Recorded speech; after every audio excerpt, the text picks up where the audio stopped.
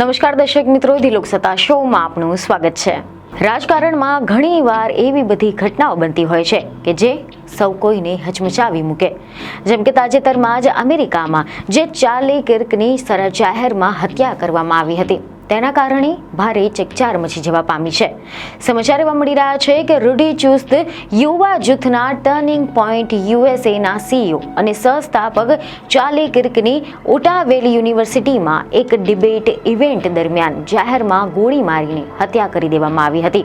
Charlie એ રાષ્ટ્રપતિ Donald ટ્રમ્પના ખૂબ જ નજીકના માનવામાં આવતા હતા। ટ્રમ્પે પોતે સોશિયલ મીડિયા પર પોસ્ટ કરીને તેમના મૃત્યુની માહિતી આપી હતી।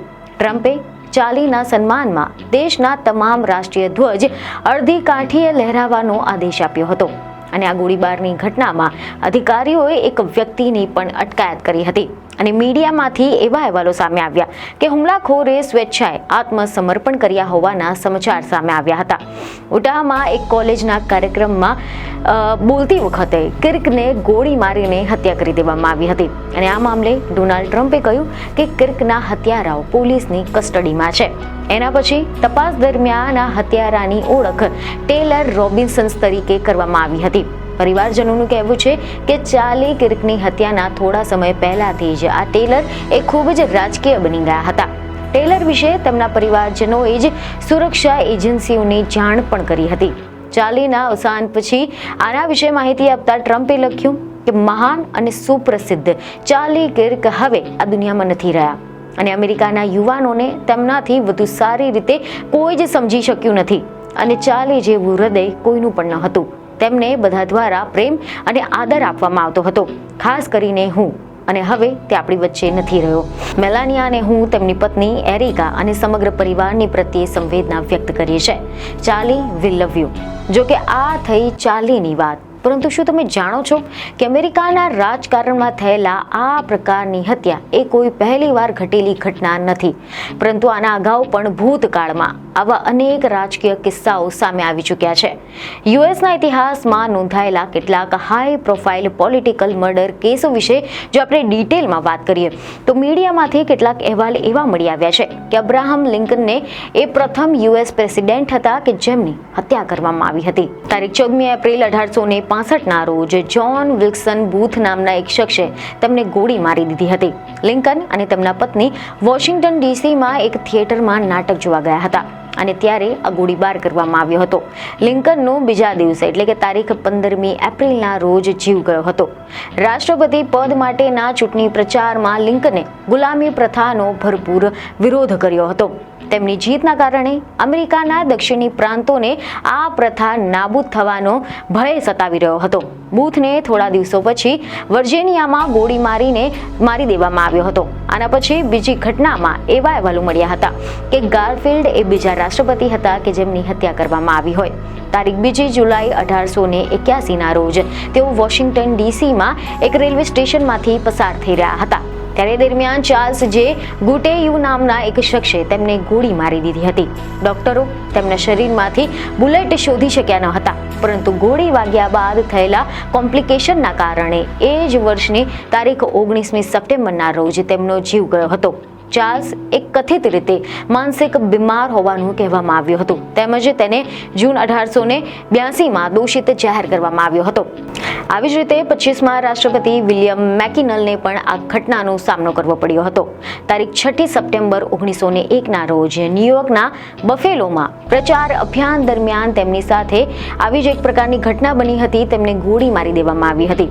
અરાજકતાવાદી લિયોન નામના શખ્સે તેમને ગોળી મારી હતી। આના કારણે તેમનું નિધન થઈ ગયું હતું। આ કેસમાં ઓક્ટોબર 1901માં તેને દોષિત ઠેરવવામાં આવ્યો હતો અને તેને મૃત્યુ દંડ પણ આપવામાં આવ્યો હતો। આના પછી બીજી એક મોટી ઘટના એ બની હતી કે જેમાં જ્હોન એફ કેનેડીની હત્યાએ આખા વિશ્વને ચોંકાવી નાખ્યું હતું।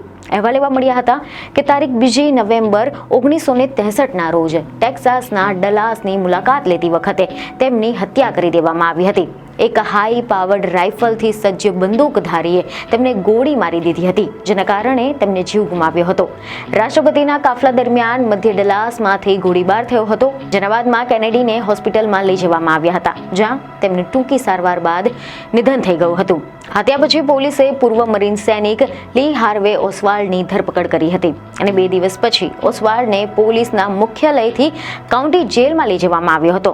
ત્યારે ડલાસના નાઇટ ક્લબના માલિક જેક રૂબીએ તેની ગોળી મારીને હત્યા કરી નાખી હતી. જ્હોન એફ કેનેડીની હત્યાથી અમેરિકા સહિત આખી દુનિયા ચોંકી ગઈ હતી, કારણ કે કેનેડીની રાજકીય હત્યા આજે પણ એક રહસ્ય બની ગઈ છે. આમ અત્યાર સુધીમાં અમેરિકામાં જે તે સમયના પદ પર આસન હોય તેવા 4 રાષ્ટ્રપતિની હત્યા થઈ ચૂકી હતી. પરંતુ આના સિવાય પણ અનેક ઉમેદવારો તેમજ નેતાઓ પણ એવા હતા કે જેમના પર હુમલો થયો હતો તેમની હત્યા કરવાના પણ પ્રયાસ થયા હતા. જેમ કે કેટલાક અહેવાલ અનુસાર એવી માહિતી મળી કે રોબર્ટ એફ કેનેડી એ ન્યુયોર્કના યુએસ સેનેટ હતા અને રાષ્ટ્રપતિ જ્હોન એફ કેનેડીના ભાઈ પણ હતા. કેનેડી ડેમોક્રેટિક રાષ્ટ્રપતિ પદ માટે નોમિનેશન મેળવવા માંગતા હતા અને ત્યારે 1968ની કેલિફોર્નિયાની પ્રાઇમરીમાં જીત માટે વિજય ભાષણ આપ્યાના થોડા સમય પછી લોસ એન્જલસની એક હોટલમાં તેમની હત્યા કરી દેવામાં આવી હતી. શૂટર સિરહાનને હત્યાનો દોષી ઠેરવવામાં આવ્યો હતો અને તેને મૃત્યુદંડની સજા પણ ફટકારવામાં આવી હતી અને આ સજાના પછી તેમને આજીવન કેદમાં ફેરવી દેવામાં આવી હતી. વર્ષ 2023માં સિરહાને રિલીઝ માટે અરજી કરી હતી, જેને નકારી કાઢવામાં આવી હતી. આ ઉપરાંત 1968માં ટેનેસીના મેમ્ફિસમાં black civil right leader doctor Martin Luther કિંગને જુનિયરને ગોળી મારી દેવામાં આવી હતી કે જેઓ ઓછા વેતનનો વિરોધ કરી રહેલા જે સફાઈ કામદારો છે તેમના સમર્થનમાં ટેનેસીમાં મેમ્ફિસિયા ગયા હતા. તારીખ 4 એપ્રિલ 1968ના રોજ જ્યારે તેઓ એક હોટલની બાલ્કનીમાં ઊભા રહ્યા હતા ત્યારે તેમને એક વ્હાઇટ સુપ્રીમિસ્ટ સ્નાઇપર જેમ્સ અર્લ રે દ્વારા ગોળી મારી દેવામાં આવી હતી. જ્યારે 39 વર્ષીય ડોક્ટર કિંગનું હોસ્પિટલમાં સારવાર દરમિયાન જીવ ગયો હતો. સમાચાર અનુસાર આના પહેલા 1956માં પણ ડોક્ટર કિંગના ઘર પર થયેલા બોમ્બ મારો તેમજ અન્ય કેટલાક હુમલાઓમાંથી તેઓ બચી ગયા હતા. આના ઉપરાંત માલ્કમ એક્સ પણ આવા જ એક સિવિલ રાઇટ એક્ટિવિસ્ટ હતા કે જ્યારે તેમની હત્યા કરી દેવામાં આવી હતી. આ શ્વેત સશક્તિકરણના હિમાયતી માલ્કમ એક્સને 1965માં ન્યુયોર્કની સિટી બોલરૂમમાં તેમના પરિવારની સામે જ ગોળી મારીને હત્યા કરી દેવામાં આવી હતી.